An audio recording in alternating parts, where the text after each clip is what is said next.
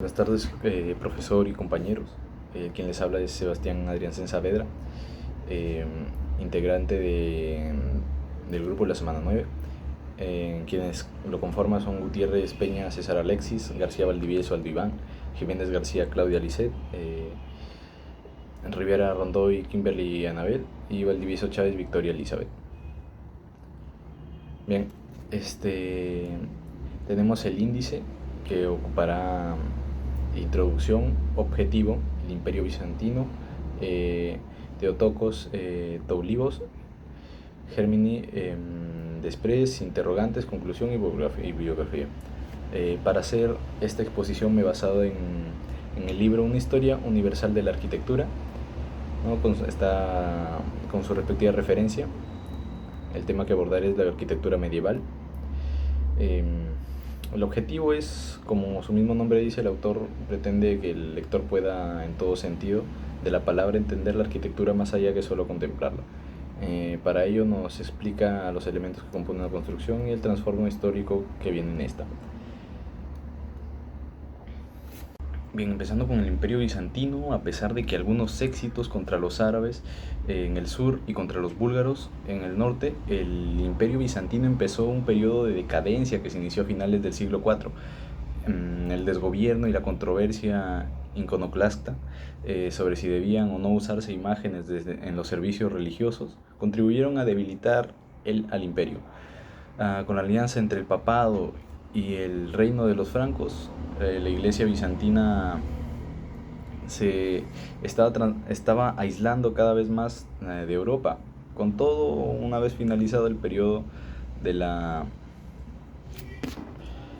de relativa estabilidad, especialmente tras la conversión de los esclavos en el siglo V, quienes escogieron la iglesia ortodoxa bizantina frente a la iglesia latina de Roma. El obispo de Constantinopla se convirtió en el padre espiritual de rusos, búlgaros, serbios y esclavos, que todavía tenían el dominio parcial del Peloponeso. La conversión posterior de los húngaros también ayudó como resultado de todo esto en tiempos de Basilio, ¿no? Entre 1867 y 866. El imperio llegó a su apogeo en política, literatura y arte. Se desplegaron grandes medios de ampliación de Palacio Imperial en Constantinopla. Por ejemplo, en 1830, un enviado bizantino a Bagdad quedó tan impresionado por el esplendor de la arquitectura árabe que dio la idea al emperador de construir un palacio similar. El palacio pronto se convertiría en uno de los grandes conjuntos arquitectónicos del mundo. En el Renacimiento, la cultura bizantina comportó importantes cambios en la relación entre política y arquitectura, a diferencia de la era de Justiniano. En la mayoría de los momentos arquitectónicos importantes eran edificios públicos. La arquitectura de este periodo estuvo dedicada a servir a la élite imperial.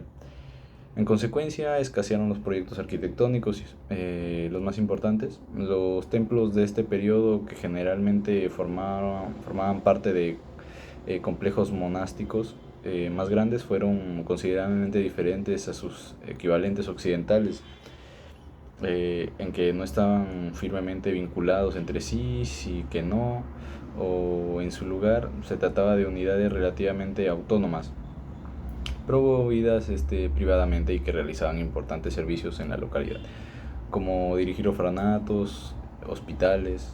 A cambio de la dotación, el fundador obtenía misas, servicios e indulgencias plenarias, así como el derecho a participar en los asuntos internos del monasterio. A cambio, el mecenazgo individual supuso un desplazamiento hacia una visión de la religión más interiorizada. Por ello, si comparamos Bizancio con los grandes centros de enseñanza en India, España y los monasterios benedictinos, de los carolingios, su religión prácticamente todavía estaba tan ligada a sus prácticas piadosas que no se produjo la poderosa relación entre religión y enseñanza que estaba desarrollándose en otros lugares. Vamos con Teotocos Toulibos, una de estas artes arquitectónicas.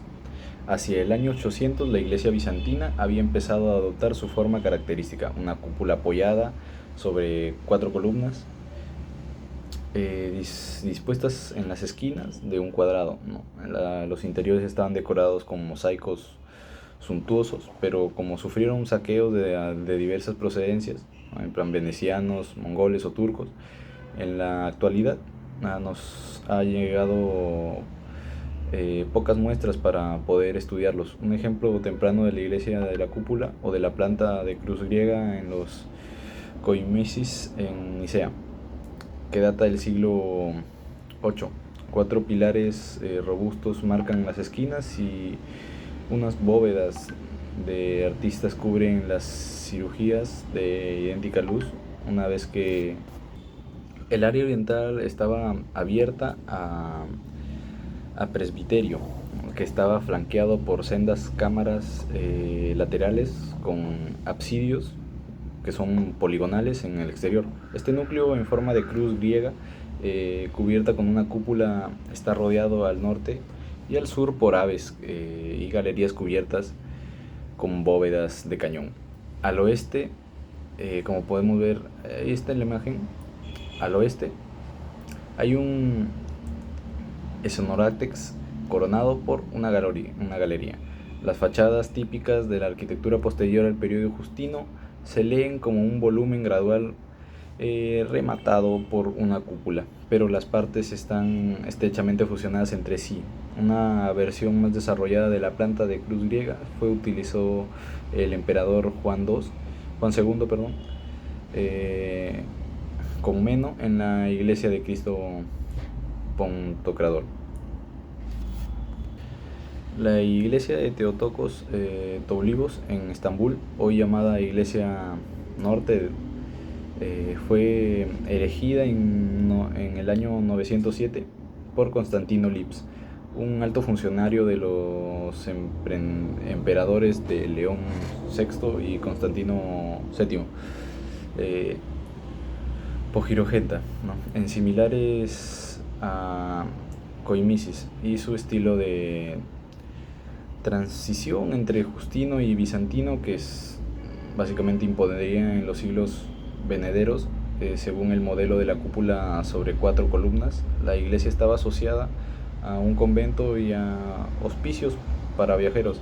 Los que dependían a la derecha y a izquierda del ábside todavía sobresalen, pero en este caso están fusionadas por una forma más orgánica, con naves laterales. La iglesia tenía un nivel superior con las 2 pequeñas capillas sobre las 2 crujías de esquinas en extremo occidental del naos. 80 años después se añadió una iglesia al sur.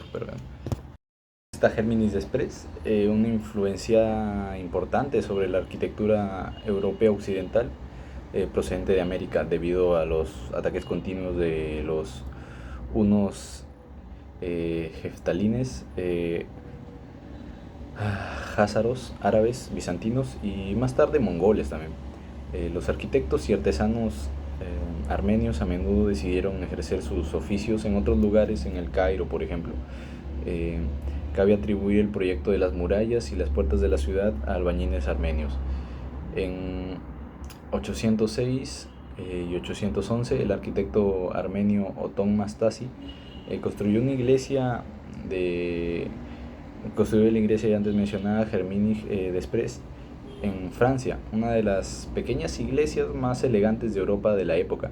Consistía en una caja individual, está la imagen ahí, una caja individual, interiormente en una retrícula de 9 cuadros en 4 pilares en el centro y las columnas adosadas a los muros perimetrales. Las naves principal y transversal, rematadas en ábsides, están cubiertas por bóvedas de cañón. La iglesia cuenta con arcos de herradura tanto en la planta como en el alzado.